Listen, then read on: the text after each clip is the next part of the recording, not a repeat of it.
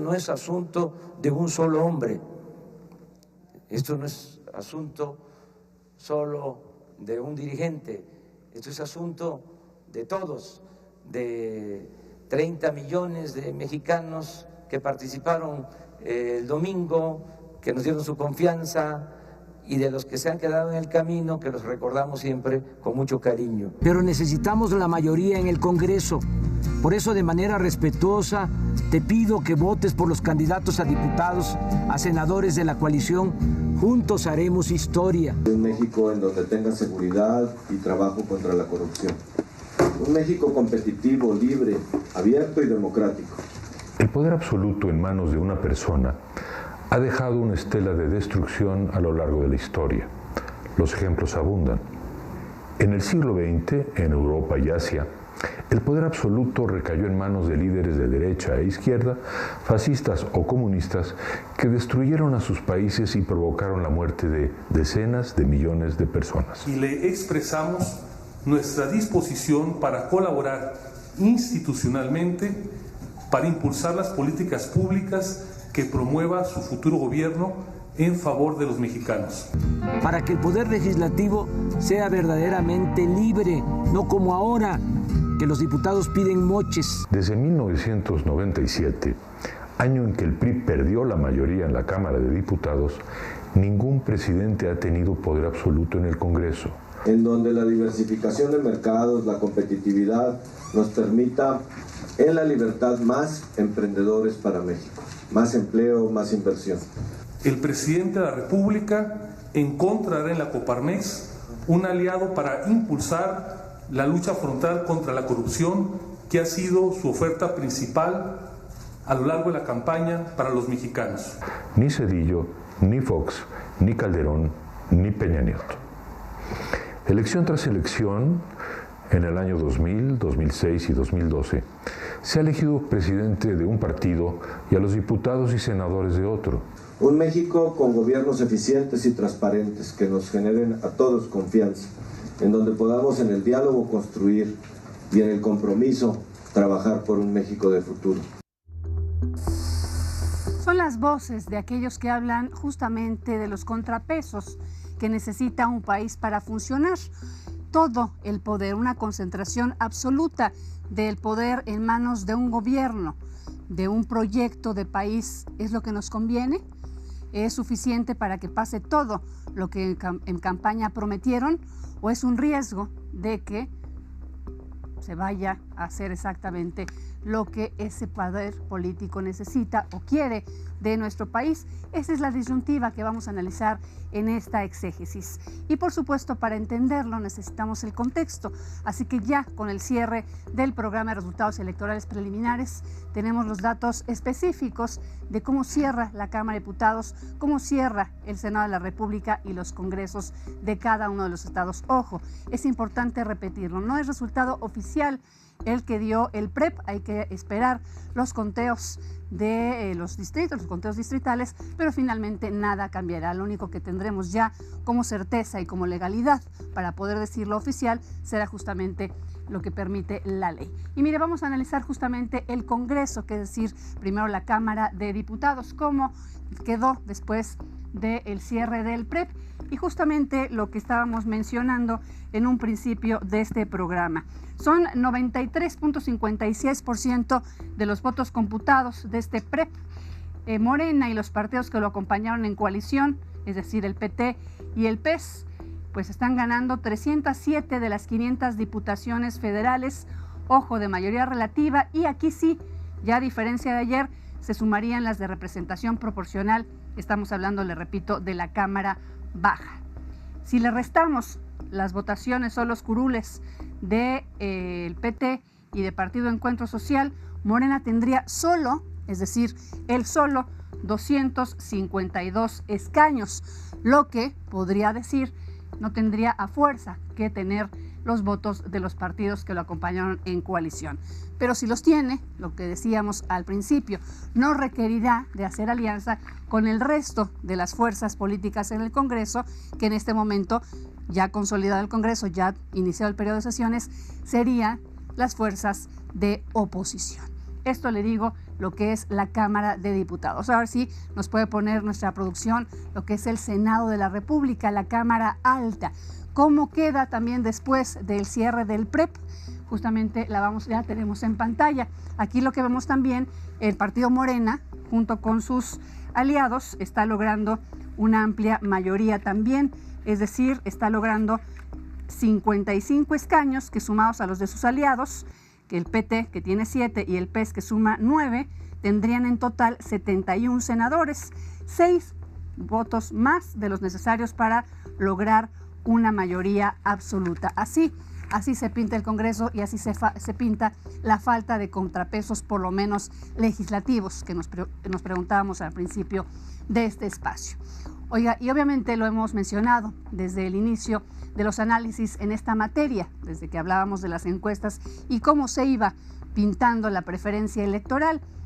Algunas reformas necesitan de determinadas votaciones, mayoría relativa, mayoría absoluta, pero las reformas a nivel constitucional necesitan, además de aprobarse en el Congreso Federal, aprobarse en 17 estados del país, 17 congresos. De eso tendremos un poquito más el detalle. Y justamente por eso también importante el siguiente gráfico, que es el mapa en donde analizamos cuántos son los congresos que ha obtenido Morena en nuestro país, ya también con el cierre del PREP. Obtuvo Baja California Sur, Colima, Estado de México, Hidalgo, Morelos, Oaxaca, Sonora, Tabasco, Tlaxcala, Veracruz, Ciudad de México y Chiapas. Y bueno, donde es probable que la coalición de Morena sea mayoría, todavía nos falta en este conteo la asignación de plurinominales. Son 5 congresos más, es decir, 12 ya los obtuvo de manera segura. Nos faltan 5 con lo que lograría Morena esto que le estábamos hablando. 16 congresos más 1, los 17 que se necesitan para una reforma constitucional. Concentración de poder prácticamente absoluta. Y la pregunta que nos hacemos, ¿quién será el contrapeso de este gobierno? Porque sin duda son indispensables y fundamentales que lo existan justamente para lograr un país equitativo y justo.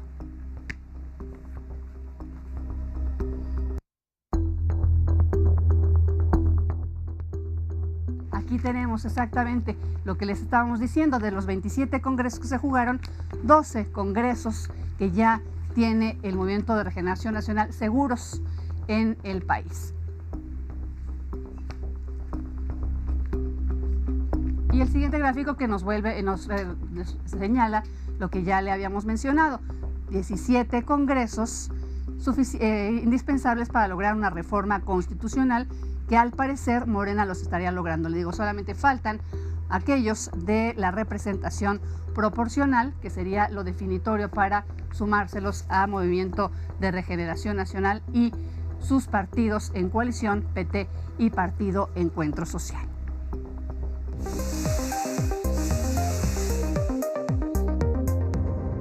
Lo que buscamos como mexicanos, creo yo, que fue el cambio, pero pienso que sí excedimos, no solo en el presidente, sino a nivel gobernación, en Cámara de Diputados, etc. Entonces le dimos bastante poder. Ahora esperamos que no nos decepcione, ese es el punto, ¿no? Yo creo que el señor viene para algo bueno, con algo positivo, y espero de lo que está diciendo, lo que llegue a planear, lo llegue a hacer a base que nosotros estemos conformes. Que de verdad, de esas ganas que tuvo también de tanto de llegar al poder, que de verdad se ven reflejadas en su trabajo, ¿no? Creo que es un poco peligroso que tenga tanto poder una sola persona. Siempre debe de haber una contraparte. Entonces, o algo que haga peso o equilibrio, ¿no? Es lo máximo. Yo voté por él. ¿Qué es lo que usted espera de él? La esperanza de México. Ganamos todos, no hay más. Yo lo único que espero que Andrés Manuel pueda llegar a cumplir sería pues reestructurar un poco el país, porque sí está muy destruido. No, pues yo lo que quiero es que cumpla y que realmente la alternativa que nos estaba dando la cumpla. Eso es todo lo que me interesa. Que cambie toda la estructura. El sistema político mexicano es un asco. Eso tiene que cambiar. Pues que construya más hospitales, más clínicas, centros de salud, porque es lo que necesita la población de las comunidades de gente pobre. Pues esperar que cumpla lo que promete, ¿no? Claro. Pues que debería ser esto, como siempre dicen, una democracia, ¿no? Pero esta vez tiene pues la totalidad, en su mayoría también del Senado, de la Cámara de Diputados, y pues esperamos le ayude a lograr lo que está buscando. Pues yo espero que cumpla con lo que dice, y sí, la verdad yo sí confío mucho en él.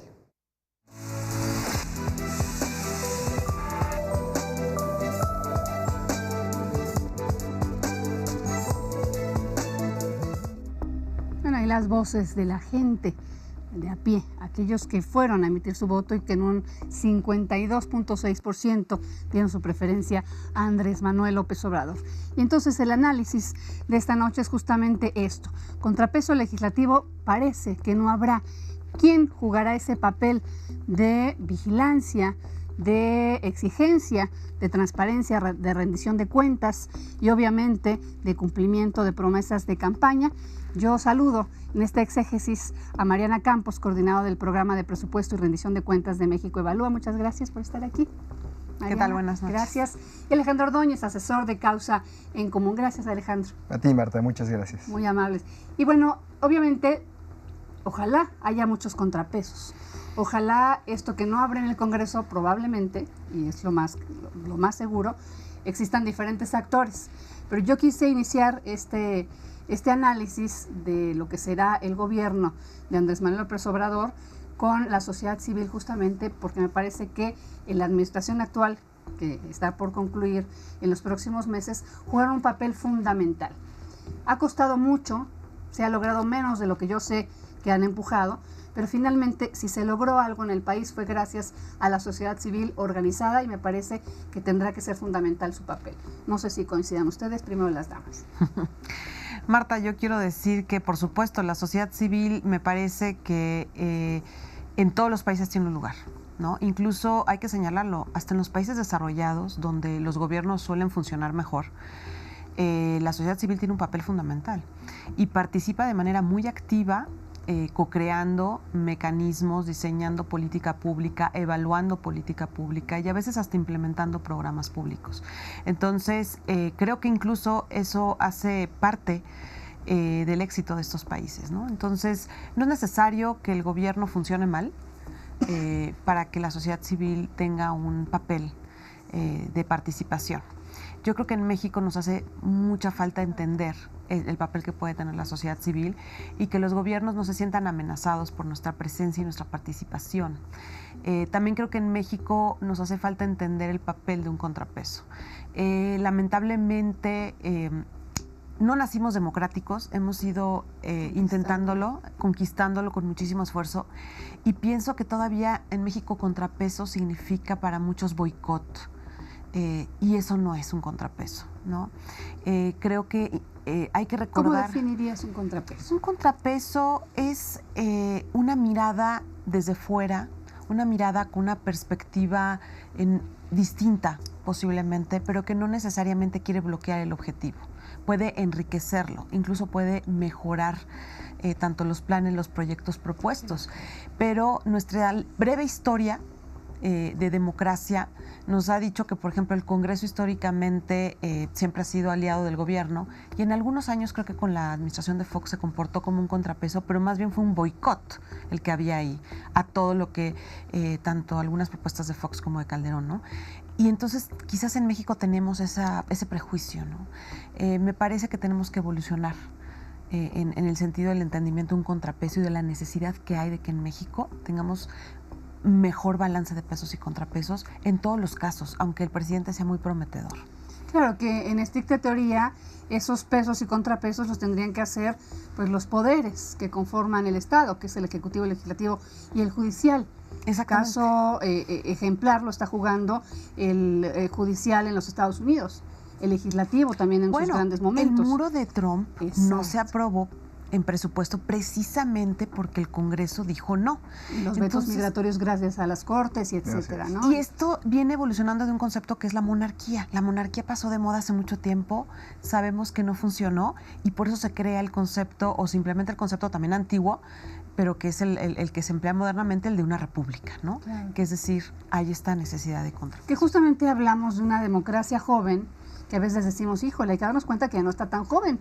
Digamos que ya tenemos mucho tiempo trabajando por ella y apenas está rindiendo algunos frutos, que de repente avanzamos y de repente retrocedemos, pero bueno, finalmente vamos a pensar en una democracia joven.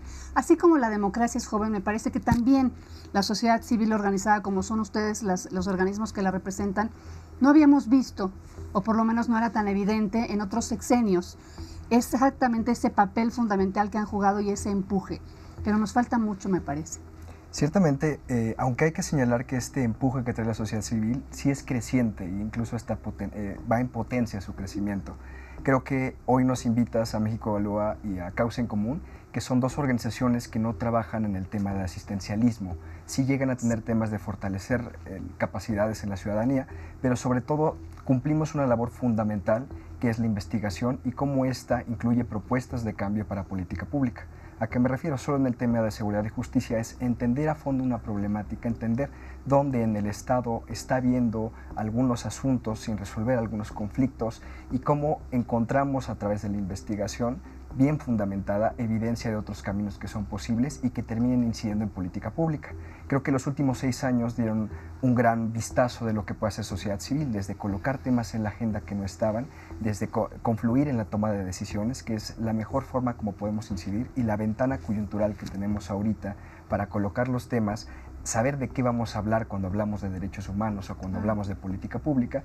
Ahorita es la mejor ventana y mejor oportunidad, habiendo tantos colectivos, habiendo tantas agendas, hay muchos puntos ahorita de coincidencia, donde, como bien decías, no se trata solo ser rival del gobierno en el contrapeso, sino ser aliados más de la gobernanza, donde la misma sociedad civil es un agente de cambio que trae investigación, que trae propuesta, que trae voz, justo para ser parte en su comunidad y en la toma de decisiones. Y aquí proyectándonos hacia lo que tenemos en este momento como próximo gobierno y con los elementos que yo explicaba de cómo se pintó la preferencia electoral, justamente dice uno, ¿quién jugará ese contrapeso? ¿Quién va a alzar la mano o sin alzarla? Ejercer ese papel, jugar ese papel de realmente ser, me parece que sí es el papel de un contrapeso, vigilante y exigente de rendición de cuentas y obviamente de rendición de compromisos de campaña, ¿no? Especialmente para no extraviarnos en el camino. Ahorita el gobierno de Andrés Manuel, pues este equipo que ha llegado, digamos, ganador en las elecciones, va a vivir una transición de ser un candidato y un equipo que apoya a un candidato a ser un equipo de gobierno. Y eso vamos, es un mundo de diferencia, ¿no? Entonces, creo que la sociedad civil tiene muy claros los objetivos. Me parece que en los últimos años hubo un gran aprendizaje en términos de qué requiere México, sobre todo en los aspectos que nos tienen abrumados, en términos de seguridad, en términos de justicia, en términos de corrupción, de uso de recursos públicos. Claro que también está educación y algunos temas de pobreza, en donde está muy activa también la sociedad civil. Entonces me parece que hay claridad. La sociedad civil ha empleado mucho tiempo, tiene un conocimiento que yo creo que lo más benéfico para México es sin duda aprovecharlo y que haya la oportunidad de co-crear esos proyectos. No hay que tenerle miedo a la sociedad civil. Creo que, repito, tiene un papel fundamental en el éxito de políticas públicas, así se ha visto en el mundo, pero sin duda es un reto para este gobierno el cómo va a administrar su poder, ¿no?